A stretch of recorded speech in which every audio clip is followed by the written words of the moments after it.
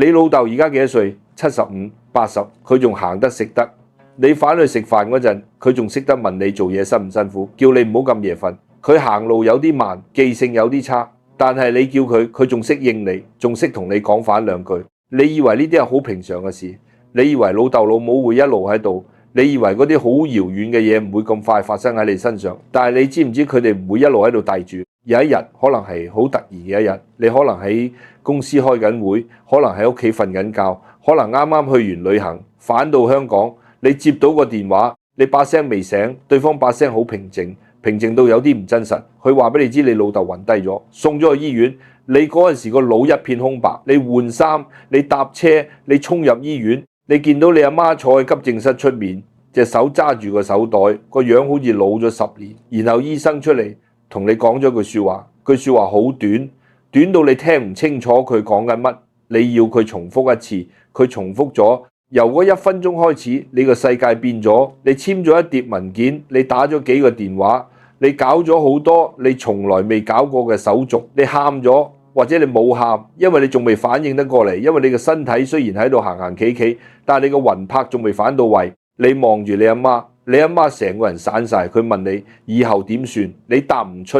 然後當啲白事搞完，當啲花牌清走，當你終於有時間坐低落嚟唞一啖氣，你先至發現真正嘅事先至啱啱開始。你大佬過咗嚟，你細佬過咗嚟，你個細妹都過咗嚟，大家坐喺阿媽屋企個廳度，個氣氛好奇怪，冇人敢出聲，但係大家個心都喺度諗緊同一件事。層樓點分？阿媽邊個照顧？老豆銀行戶口嗰啲錢喺邊？有冇遺囑？有冇講低啲咩嘢？你心入面有好多問題，但係你唔敢問。你望下你大佬，你大佬耷低頭撳手機。你望下你個細佬，佢喺度同佢老婆打眼色。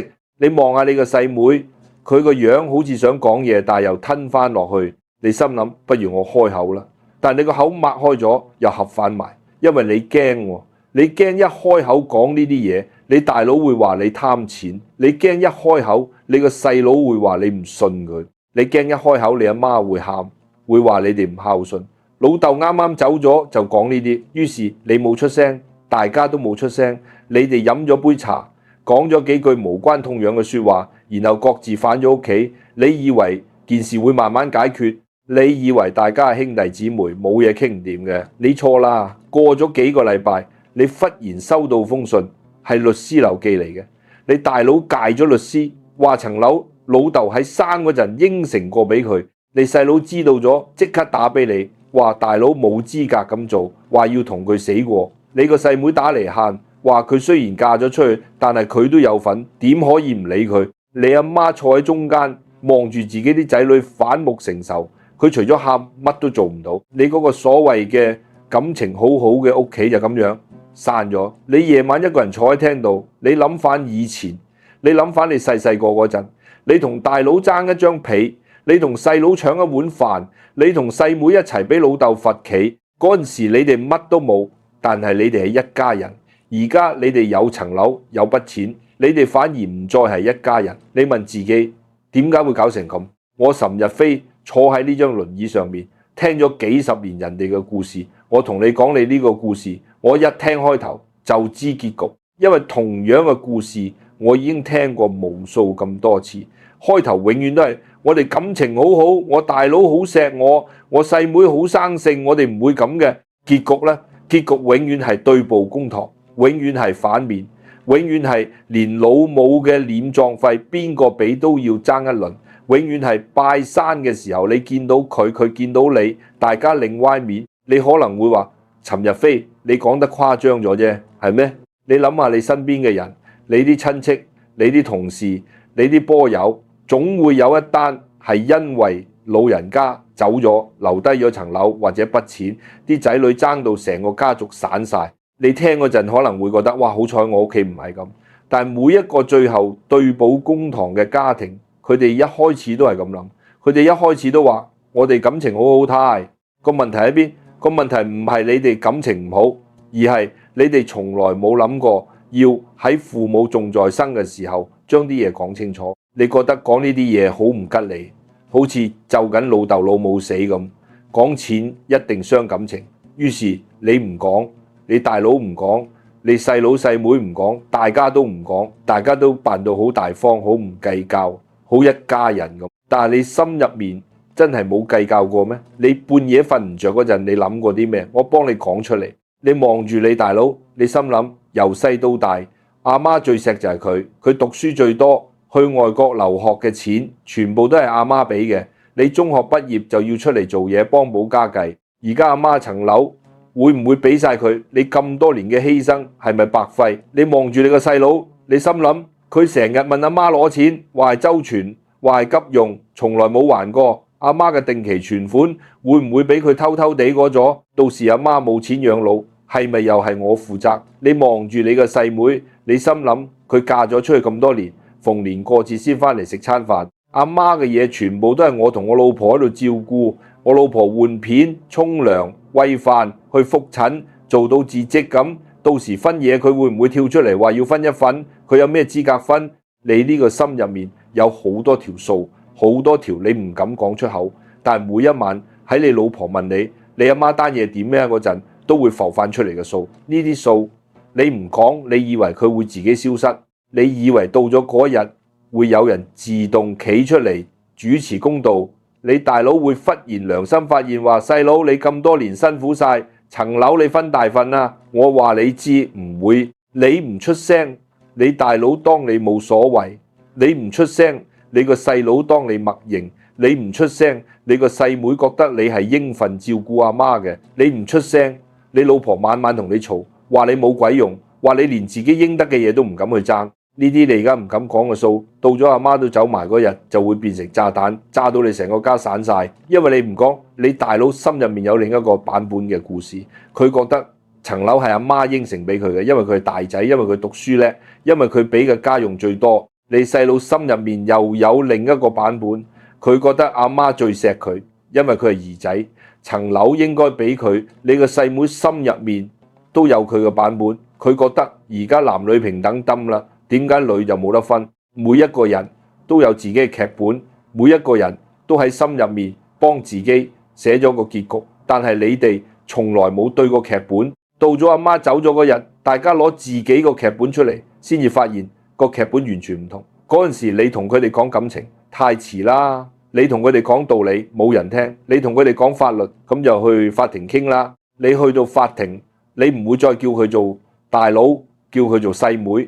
你會叫佢做原告或者被告。你嘅阿媽如果泉下有知，佢望住自己啲仔女企喺法庭兩邊互相指罵，佢會點諗？佢會好傷心，佢會好後悔，佢會後悔點解當初自己唔喺在生嗰陣親口講清楚，佢會後悔點解冇拉住你哋幾兄弟姊妹坐低落嚟將啲嘢講明白，佢會後悔，佢嘅沉默變成咗你哋之間嘅炸彈。今日趁你老豆老母仲喺度，趁佢哋仲清醒，趁佢哋把口仲可以講嘢，趁你同你啲兄弟姊妹仲叫做有得傾，我要同你講清楚，你點樣開呢個口，你點樣將呢盤數擺上台面，你點樣喺講錢同傷感情之間到一條生路。你唔好同我講遲啲先啦，你啲兄弟姊妹嘅另一半，佢哋嘅老公老婆唔會同你講感情，佢哋同你冇血緣，佢哋只會同你講法律。到咗嗰日，佢哋就會跳出嚟，企喺你兄弟姊妹嘅背後，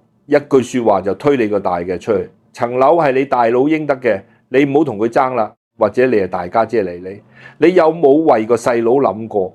你到時先發現，你面對嘅唔係你嘅兄弟姊妹，而係一群你從來冇當係對手嘅人。所以你要夠膽，你要喺父母仲喺度嘅時候做一次醜人。第一件事，你要搞清楚你老豆老母究竟有啲咩？我問你，你知唔知你老豆銀行戶口有幾多錢？你知唔知佢有冇寫遺囑？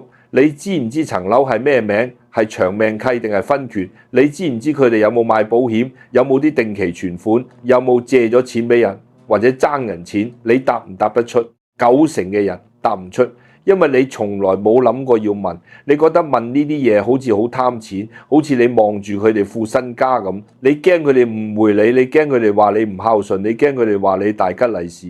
但係你知唔知，如果有一日你老豆突然之間走咗，你乜都唔知，你會面對咩嘢情況？你大佬同你講層樓不嬲都係我個名嚟，要老豆好多年前轉咗俾我啦，你有冇辦法去查證？你細佬同你講，老豆爭我50萬，佢親口應承過由遺產到扣返俾我先，你信唔信？你冇辦法信，因為死無對證，你乜都唔知，你就注定俾人擺佈，你就會俾嗰個最惡嘅、最識扮嘢嘅或者最先落手嘅人走晒所有嘢。所以你要有一個機會單獨同你老豆老母傾，唔好成班兄弟姊妹一齊，因為一齊就會亂，就會有人扮偉大，有人喺度喊，有人喺度做戲。你要一個人好誠懇咁同佢哋講，你可以咁樣開口，老豆老母，我有啲嘢想同你哋傾下，我唔係想貪你哋啲錢，我只係想喺你哋仲健康嘅時候搞清楚你哋嘅嘢，因為有咩突發事件嘅時候，我作為個仔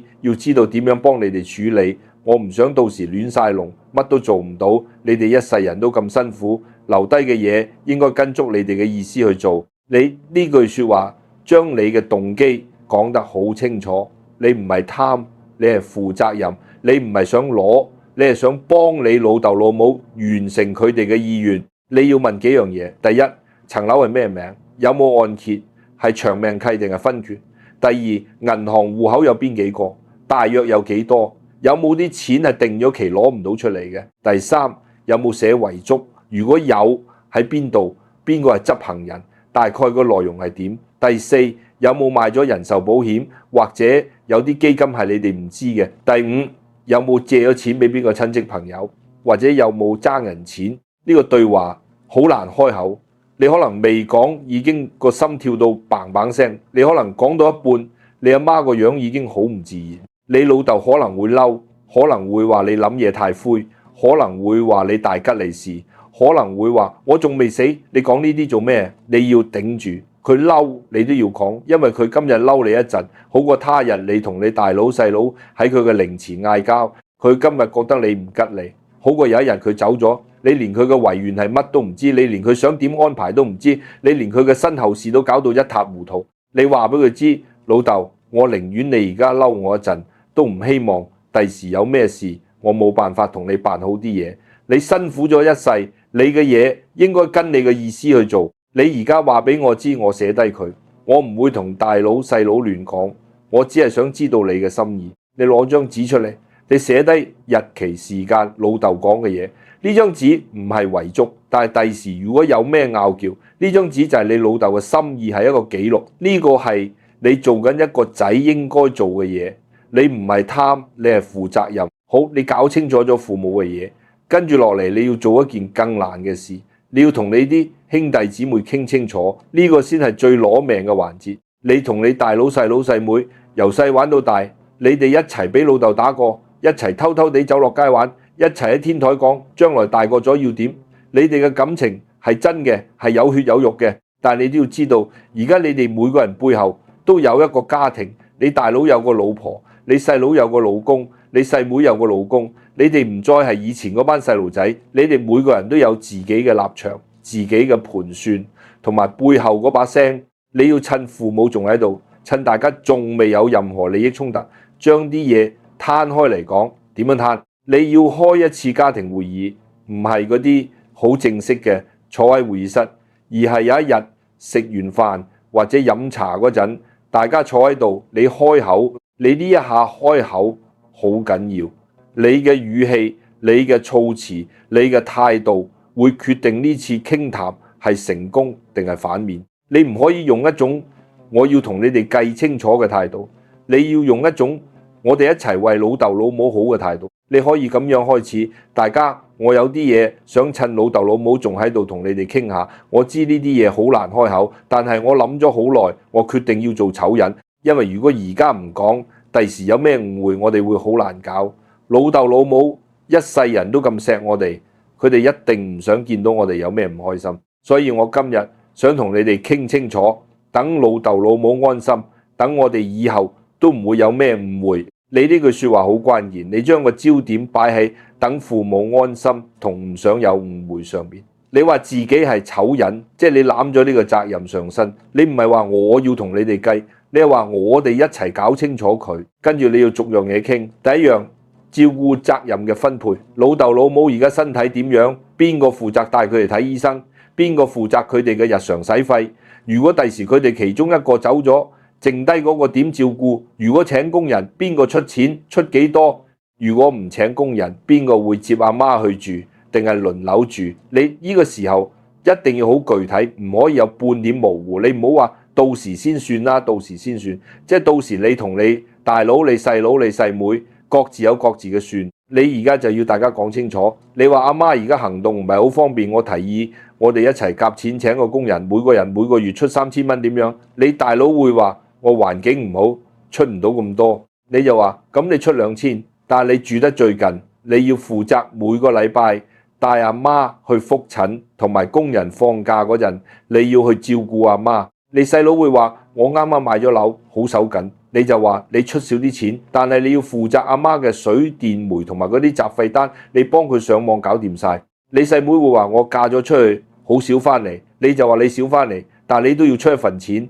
照顧阿媽係大家嘅責任，唔係邊個住得近就邊個孭晒。你可以出力少啲，但你要出多啲錢，或者你負責阿媽嘅湯水，你一個禮拜煲2次湯送過嚟。你講呢啲嘢嘅時候，你唔係要同佢哋嘈，你係要佢哋知道呢個係一個責任嘅分攤，而唔係一個可以隨意推卸嘅嘢。你要將每一個責任都變成一個好具體嘅承諾，邊個做乜，邊個出幾多錢，最好白紙黑字寫低佢。你可能會覺得咁樣做好似好唔信佢哋咁，但係我話你知，你而家寫低係為咗第時唔使嗌交，你而家覺得尷尬，好過第時喺阿媽面前嗌交，好過第時喺法庭上面見到佢哋。第二樣，父母嘅遺囑同財產分配呢個話題係最難開口啊！你可能一講到呢度就已經有人變面。你大佬會話老豆仲喺度，你講啲嘢做咩？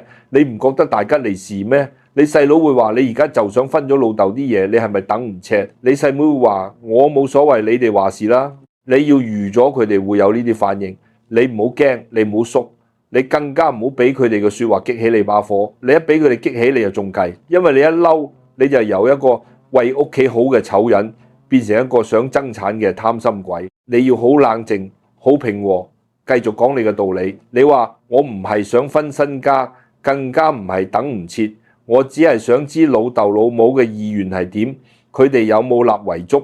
如果有，我哋係咪應該尊重佢哋嘅意願？